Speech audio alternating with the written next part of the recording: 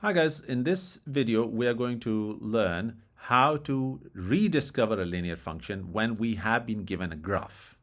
This process is reverse of what we were doing in the last video, where we were given a function or an equation and we generated or sketched a graph.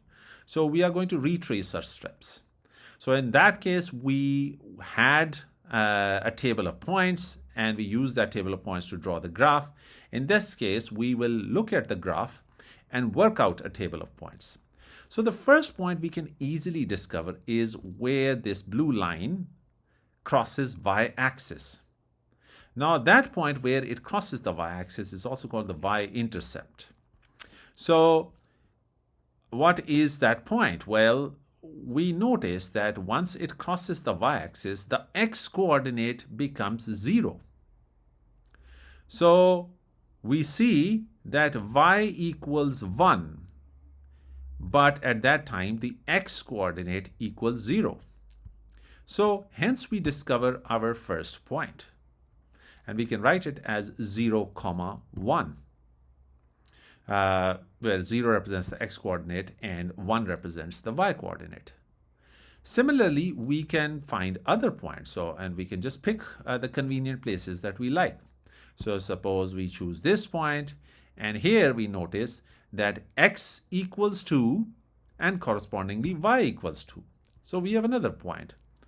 I think we have plenty of points, but we'll just pick one more just to show you the process.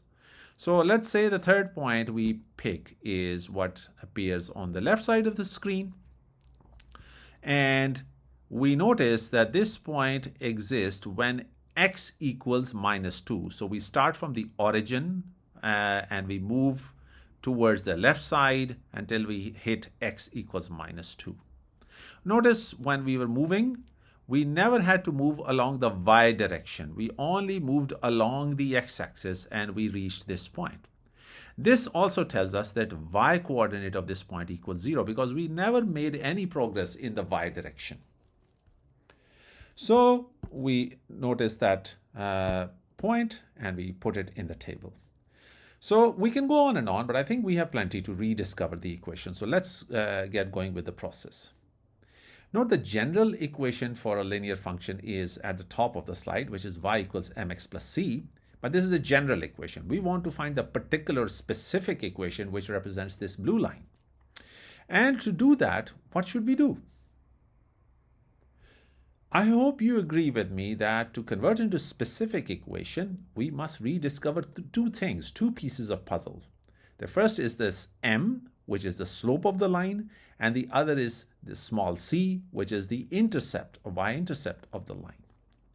Now we know the y-intercept c equals 1 because we saw it on the graph as well when we were working out our first point. But we can also compute it. We know y-intercept occurs when x equals 0. We discussed that earlier on. So we substitute x equals 0 and in the general equation.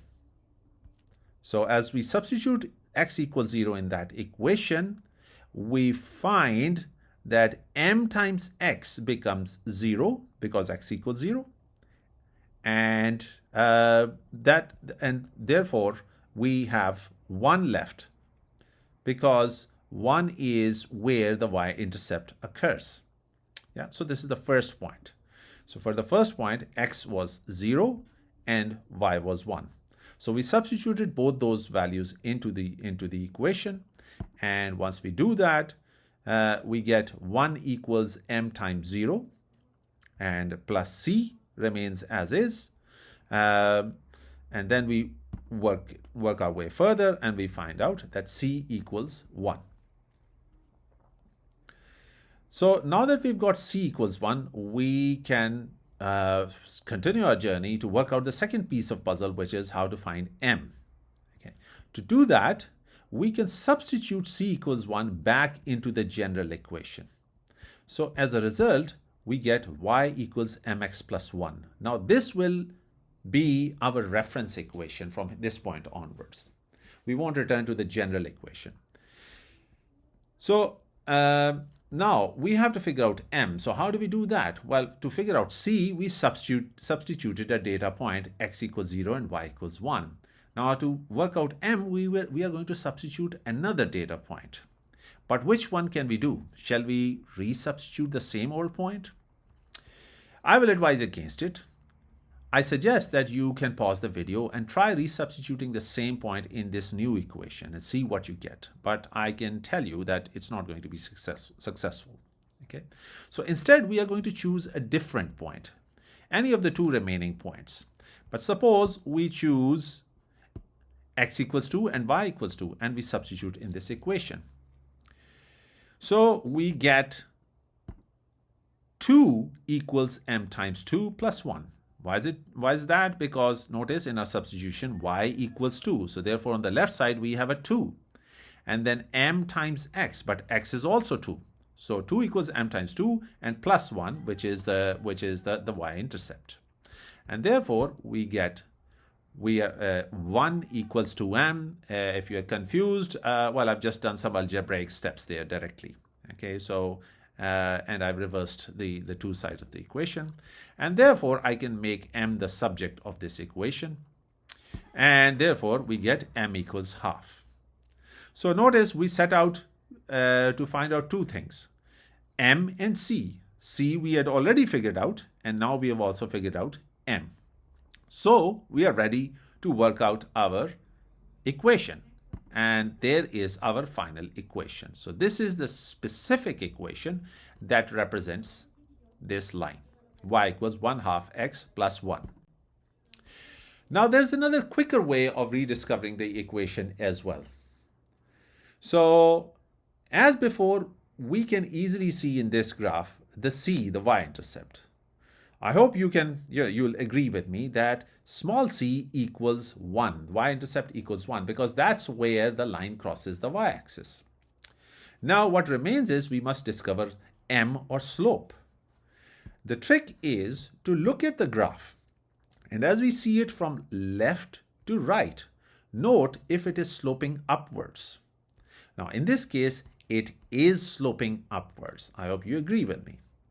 So if the graph is sloping upwards, we compute this formula on your screens, which says that m equals rise over run. Now, what is rise and what is run? To do that, we must choose 2 points on graph, any suitable points on the graph. In this case, I've already chosen 2 graphs for you. And then imagine how much we must rise or climb upwards along the y-axis. Okay, it is the vertical distance only between the 2 points. Okay, so rise is the vertical distance. And in this case, I hope you agree that we climb 1 unit upwards. So 1 is the rise. Now the next is we have to measure the run. We have to measure how many units do we run along the x-axis. And we see we run 2 units. Now you may be getting confused that they're -2, -1 along the x-axis. Now ignore those negative values. We are not looking at a specific x values. We are simply measuring the total distance that we have to cover along the x direction. And that is 2 units. So we have our rise and we have our run. We can apply the formula. So therefore, m equals 1/2 or 1/2. Now, since we already knew that small c, the y-intercept equals 1 from the graph, I think we can write the equation as y equals 1/2 x plus 1, where half is the slope that we just discovered. Now, you may be wondering that in this case, the line was sloping upwards, but this line may also slope downwards. And what do we do in that case? Well, here's that situation where the line is sloping downwards as we move from left to right. And the corresponding formula is m equals negative fall over run. Okay, notice the negative sign, and this time we are going to measure the fall.